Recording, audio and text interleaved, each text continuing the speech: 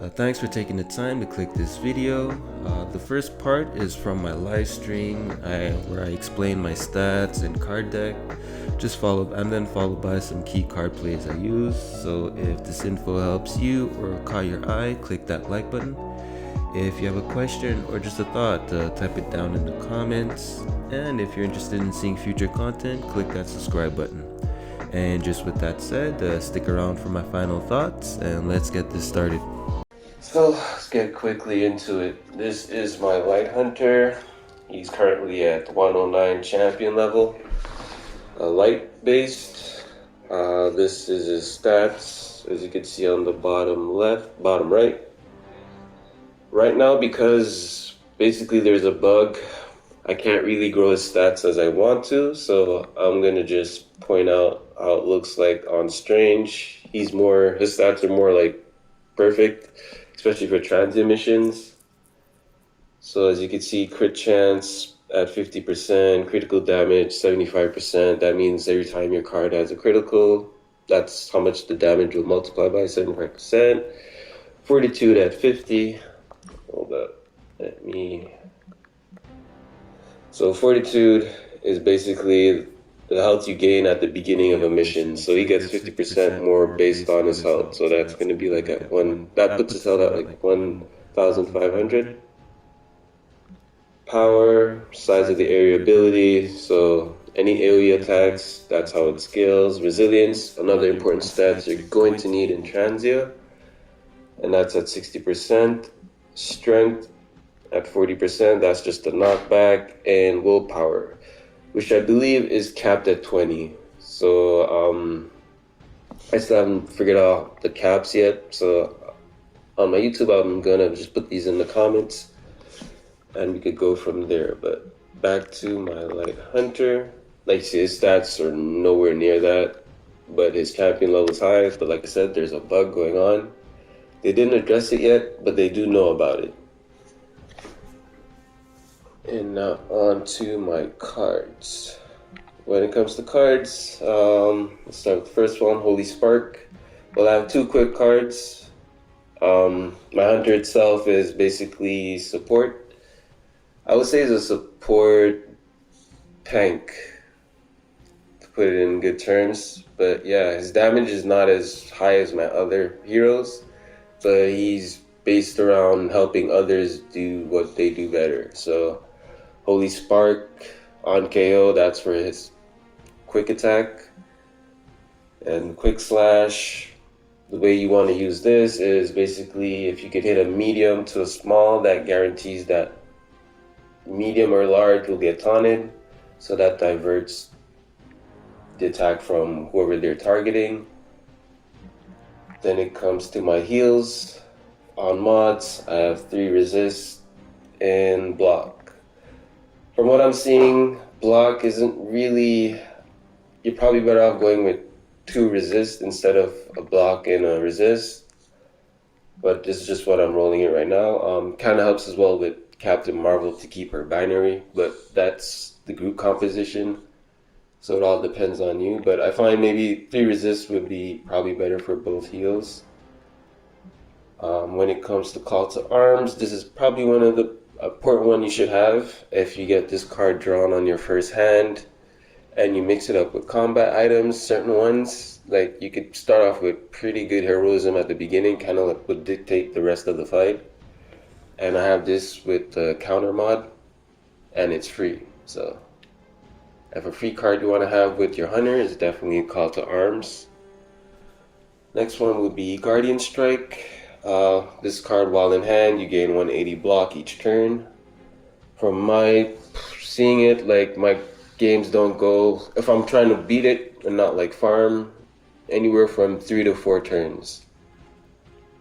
It's not much on Transia since they hit so hard. It's not much of a difference, but it's nice to have because this card as well, you have to keep it in your hand. So that gives more chance for other cards to roll, right? And the best mod I see for this one is the one I have here with full health. So basically it's math-wise, I'm just gonna round up to like maybe 5 something, my 600 damage if the enemy has full health. The next one would be Holy Burst. This is an AoE heal and also damages enemies. I would say the perfect mod for this would be the Marked. It kills small enemies, but medium or large probably would not die unless at full health, right? But if they have Mark on them, you could kind of like work that into your strategy to kill them. And then we have Patience. Well, Patience, this is basically my boss killer. If you've watched some of my videos, you notice most boss fights I end it with Patience. This with vulnerability, it's more or less it's a lot of damage, and it more or less would one-shot a boss. But I would say maybe on Ultimate 3 it will be much harder, but I see on Ultimate 2 it's pretty, or it takes off a good 80% of the boss's health. So, and this as well is a card you keep in your hand, like it said, while in hand, reduces the card's cost by 1 each turn.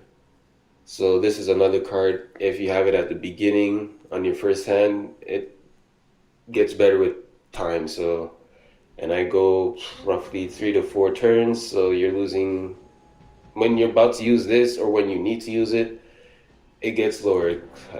Most times I use it, I have like 3 Heroism to 4. And also, just to show you all my profile as well, and just my card plays. As you can see as well, heal is up to like 400. My saves right now are like at 224, so that's as much battles I've done. So if you're judging off by that, I use heal at least twice per fight. My next popular ones are Holy Spark and Quick Slash. Like I said, my Hunter for small enemies, that's how I build up my heroism as well, and set up his defense. Other than that, yeah, Holy Burst, Call to Arms, I'm using those at least once per fight. But my few main ones, well, as you can see, Heal, Holy Spark, and Quick Attack. Yeah, and this is another thing you can do for stats. It says all the strengths of the Hunter, which is spot on. Single target damage, supporting allies, and many ability options as well. So, and that's on his cards. And now we're just gonna brush up on his passives. Another important thing you need to really look at as well is his passives. For me, I pick Vengeance. Like I said, I just love the mark stats. It just helps you do more damage if you take advantage of it. And like I said, my Hunter, the way he's set up, he's kind of a tank as well. So if enemies hit him, the chance that they get marked will just give you a better chance to set up your plays later on. For other ones, I don't really see switching. The only one I could see myself using is probably Heightened Sense if I ever use Charlie. I might try him out later, a Charlie build with Charlie in my deck, but yeah, I guess if you're dark, this would be nice as well. But for Light Hunter, Vengeance just seems to be more efficient, and Heightened Senses, but that's if you have Charlie in your deck to take advantage of it. And for this, the collar, I use Paragon. Like I said, I find it more useful than any other one, to be honest.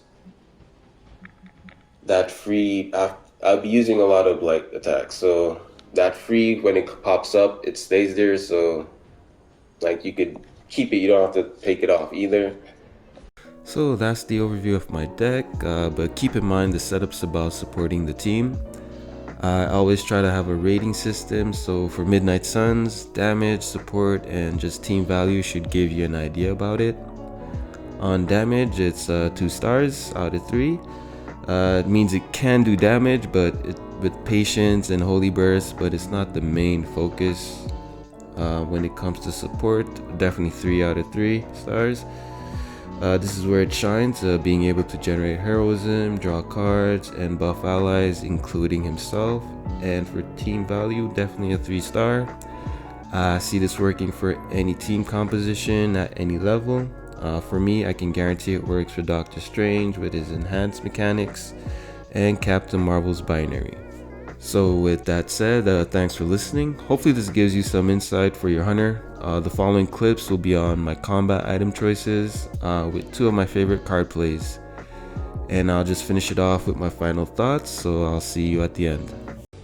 Combat items I use is Battlefield Scanner, MK2, and you'll see how I use it in the game. Evil Eye Totem, definitely a must-have one. Nanotech Weave is very situational. This is probably the one I'll always switch out. But for now, it's just, these are my 3 main ones I find I get the most success with, especially in Transia. And yeah, we'll get to it. Be a little bit more. So, see my first hand. Perfect, got a call to arms. Alright, so, see perfect. I got call to arms and patience at the beginning. So, these fights usually definitely will last 3 turns. So I'm saving that for a boss if it pops up. I always start off with draw cards. It's over for these guys. And okay, again, I guess I'm getting perfect rolls. I got Agamotto's Gaze, but that's with the group composition as well. So I'll do it, start off with call to arms.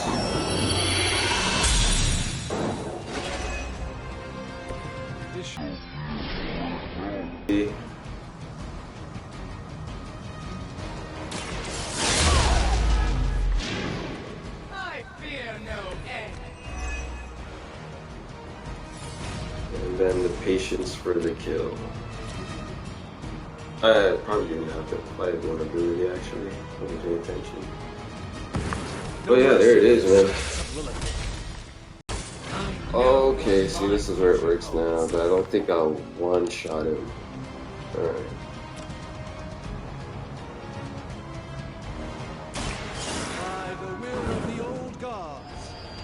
Yeah, this could be the one-shot. Ability setup. I'm such an idiot. I'm such an idiot.